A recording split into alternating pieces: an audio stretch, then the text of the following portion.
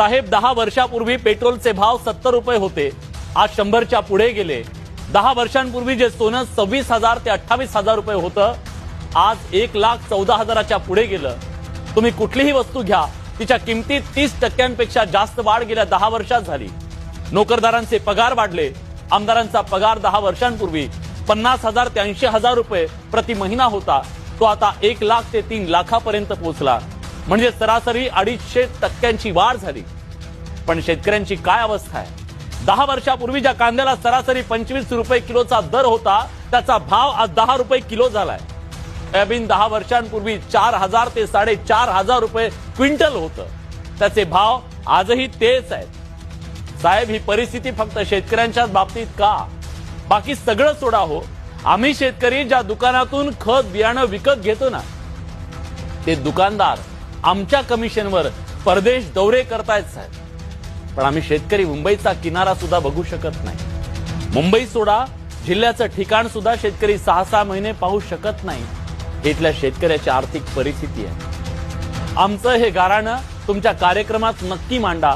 राज्यातला शेतकरी आज अस्वस्थ आहे, त्याच्यावर अक्षरशः आभाळ कोसळलं। रानावर, शिवारावर, गावावर दुःखाचे ढग दाटून आले। या काळात जिथं डोलणारी पिकं आणि पक्ष्यांचा चिवचिवाट असावा ना, तिथं स्मशान शांतता आहे। शेताचा जणू मसनवाटा झालाय।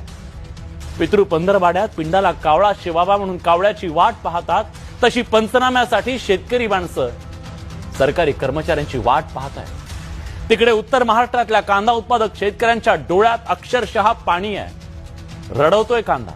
मार्च महिन्यापासून तळहाताच्या फोडासारखा जपलेला कांदा रस्त्यावर उकिरड्यात फेकून द्यायची वेळ आली। 1 क्विंटल कांदा पिकवण्यासाठी 1,500 ते 2,000 रुपये खर्च येतो, असं सरकार स्वतः सांगतंय। आज कांद्याचा भाव किती आहे? 10 रुपये किलो। म्हणजे भांडवली खर्च सुद्धा निघत नाहीये। कष्टाचं मोल वगैरे कुठे घेऊन बसलाय?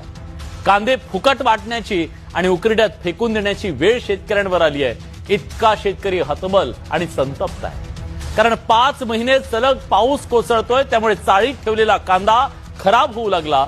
म्हणून आहे त्या भावात विकण्याशिवाय त्याच्याकडे पर्याय नाहीये। त्यामुळे शेतकरी हवाल दिलाय। कांदा शेतकऱ्यांना तो रडवतोय, त्याचा आक्रोश काळीच पिळवटून टाकतोय।